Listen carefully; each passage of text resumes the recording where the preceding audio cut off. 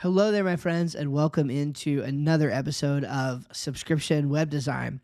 I'm excited to talk about the surprising tools you need for a web design business.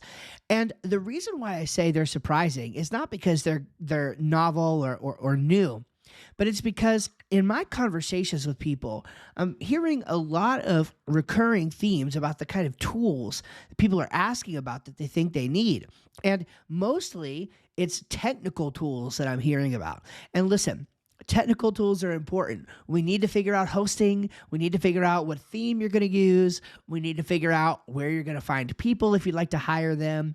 There's definitely caching plugins, I could go on and on. There's definitely technical needs in the web design world, and I get that.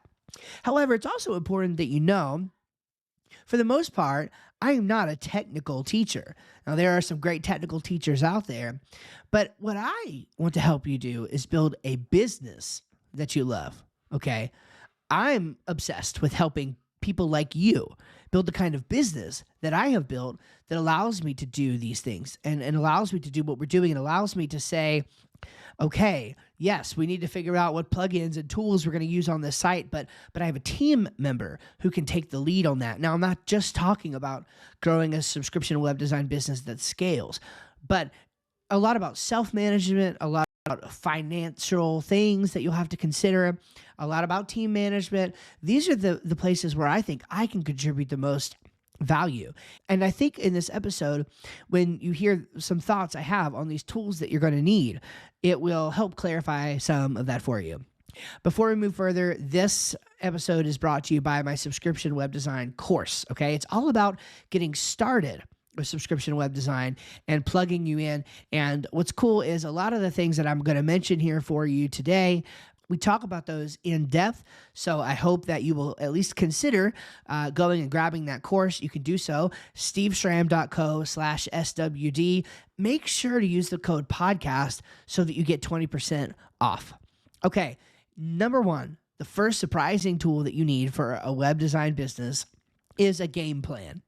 A game plan. Okay. This is a mindset thing. I'm not talking about a business plan necessarily. What I am talking about is being very intentional about what you're doing and what decisions you're making as you go into it. Now, a business plan, the reason I say this is not a business plan is because that feels really stuffy. And I've seen firsthand some epic business plans for businesses that never did anything. They never got off the ground. There was no viability to them at all, and it was awful. Merely the fact of putting a business plan together does not accomplish anything. In fact, more than anything, what I think you need is an action plan.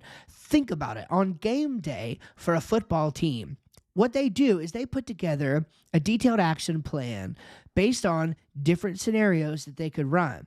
And it's not about theory, right? It's not just head stuff.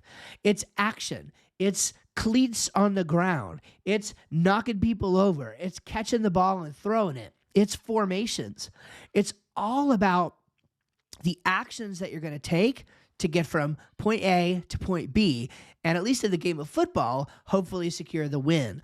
Now, a great book you can read by Simon Sinek is called The Infinite Game, and it actually talks about how the game of business is a little different.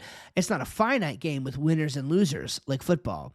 Business is an infinite game where you have some competitors and all of that, but mostly you're just competing with yourself. You're fighting to get a little better every day, and I think that is a helpful read for you. But if you don't go into it with a game plan, then you're not going to know what steps to take, in what order to take them, and you're going to flail around a little bit. And we want to help you avoid that to the extent possible.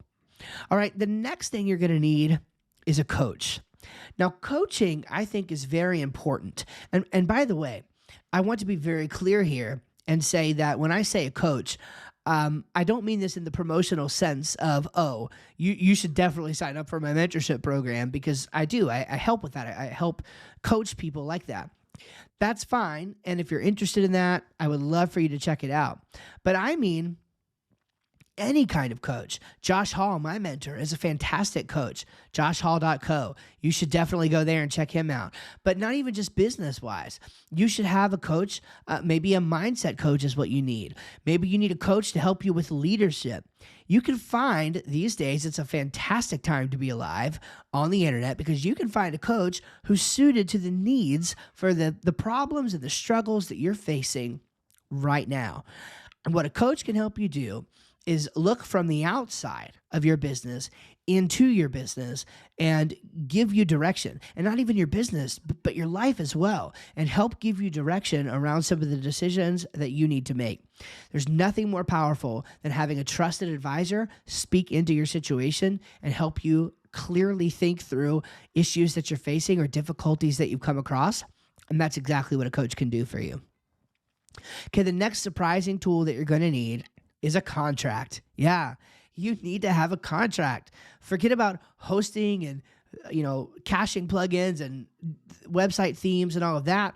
If you don't have a contract in place that spells out what is expected of you, what you expect of the client, and everybody agrees on all of that, then you're going to be missing out, and you're going to have problems when it comes to the actual project, and you really want to avoid and minimize those sorts of problems as much as possible.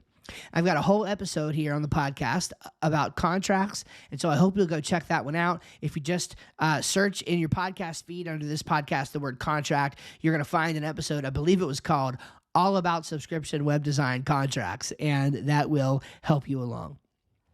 Okay, the fourth thing that you're going to need is skilled people. Skilled people. Now, that could be you. That could be people that you hire. That could be people who advise you, or any combination of those. The point is that business is not something we do alone. This word solopreneur has become very popular lately. And I get it. I mean, it's a word, it's a thought, it's an idea. But I got to tell you, your business can only grow so much doing everything by yourself, only thinking about things by yourself, and never having anyone either help you along with the journey or helping speak into your life and your business during the journey and all of that. You need skilled people around you to help make amazing things happen. I think about Elon Musk. He's a perfect example of someone that we look at and we credit him with so much of what he's done.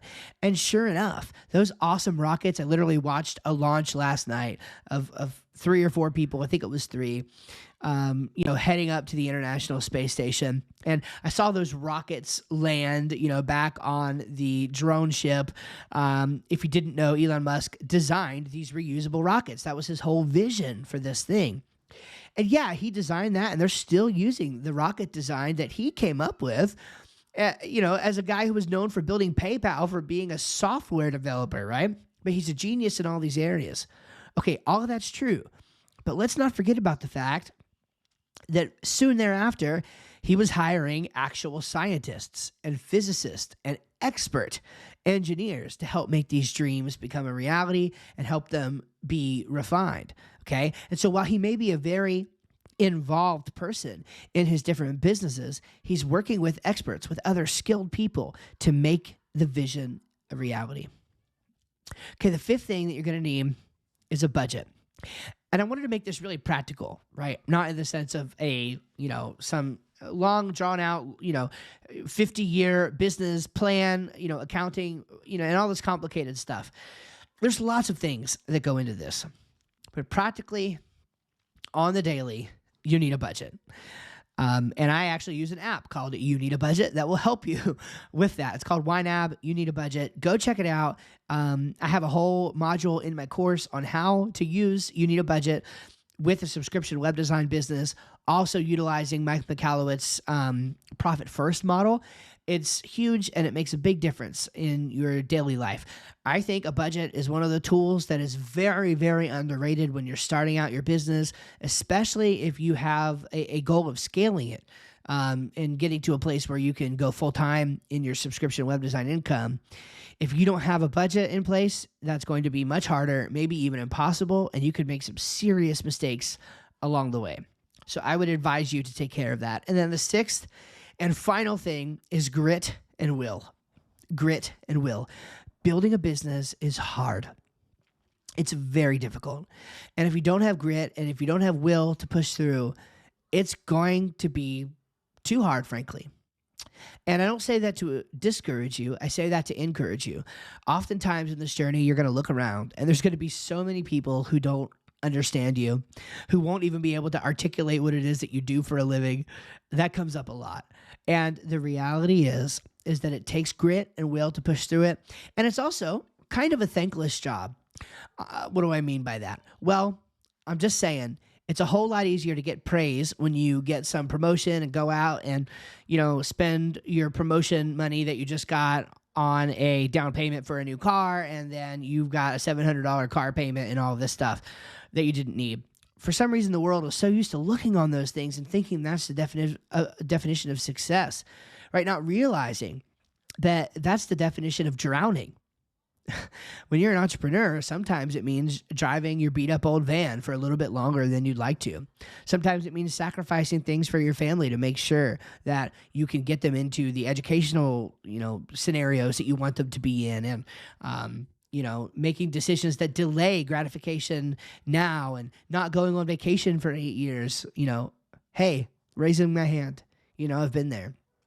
It takes a lot of grit and will and determination to get through. It's not a rosy picture all the time. But I'll tell you what it is, at least in my experience, it's worth it. It's worth it. So these are the surprising tools, but necessary tools that you need to build a web design business. A game plan, a coach, contracts, skilled people, a budget, and then grit and will. Okay, my friends, I hope you found this helpful, and I'll see you next week on another episode of Subscription Web Design.